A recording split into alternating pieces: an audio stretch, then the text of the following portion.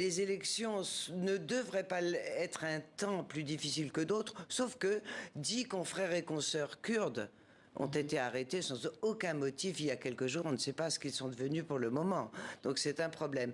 Mais vous savez, c'est le jour mondial de la liberté de la presse, le 30e jour mondial de la liberté de la presse, et un qui devrait être libre, c'est Julian Assange. Alors qu'il croupit dans une prison britannique. Pourquoi? C'est un journaliste qui a fait son métier, qui a révélé au monde entier des crimes de guerre de l'armée américaine en Irak, en Afghanistan.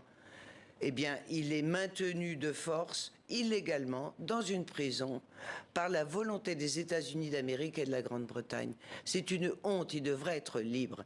Et puis, on pense à toutes celles et ceux qui ont été condamnés récemment, notamment en Russie, notamment la difficulté de voir en Serbie comment ils vont avancer, notamment de voir comment les journalistes peuvent essayer de se jouer de lois anti-liberté, et ça existe un peu partout, même en France. On a des difficultés en France à couvrir des manifestations. Il ne faut pas se cacher. Certains journalistes sont menacés par l'extrême droite en France. Et la France se classe comment? Au 24e rang, je crois? Oui, alors, je n'ai pas les critères de Reporters sans frontières, nous avons les nôtres, et la France n'est pas si éloignée d'une moyenne, d'une mauvaise moyenne, disons. Pourquoi? Parce qu'il y a la loi secret des affaires, parce qu'il y a eu la crise des Gilets jaunes, où il y a plus de 200 journalistes qui ont été empêchés de travailler par les forces de l'ordre.